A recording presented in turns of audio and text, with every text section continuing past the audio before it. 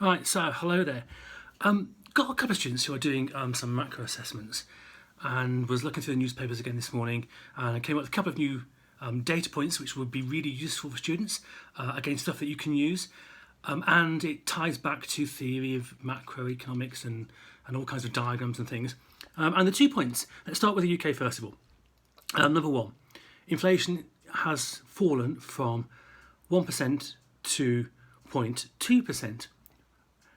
Disinflation, because prices are still going up, but only by 0.2%. And that is really important with the UK because there's a massive correlation here between levels of inflation, general price levels, and, importantly, unemployment. And what do we also see at the same time as inflation is falling? Why is it falling? Well, people aren't spending any money. There's no demand for goods and services. There's no upward pressure on prices. Why is that? Because between March and August of this year, 2020, the number of people claiming benefits, unemployment benefits or universal credit related to employment is now 2.7 million people. And I read estimates that it can go up to between 9.7 and 13.2% of the working population. So basically you're looking, in the worst case scenario, around about 4 million people unemployed. Absolutely unheard of figures in the UK.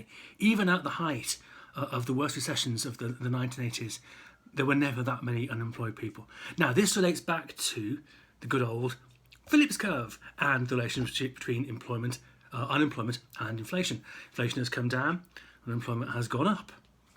So it does kind of, in this instance, not always, because I don't always think the Phillips curve works, but in this instance it does prove that the curve is actually giving us an indication of what's actually going on. Now the second macro indicator, not to do with the UK, it's to do with the US, and it's possibly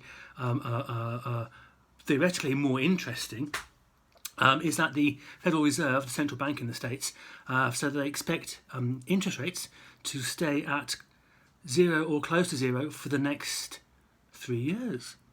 Oh my God, what's going on? So this is a massive monetary policy tool that we're told all the time. Governments don't use it because central banks actually set it, especially in the UK and in the States.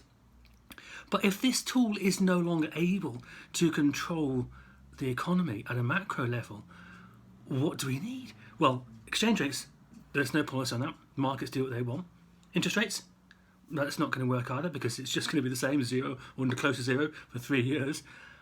QE, did that actually work in either Japan, the EU, or the UK, the US? Let's stay on the fence about that one. Is monetary policy dead? That's the question. Are we now all forced to be Keynesians?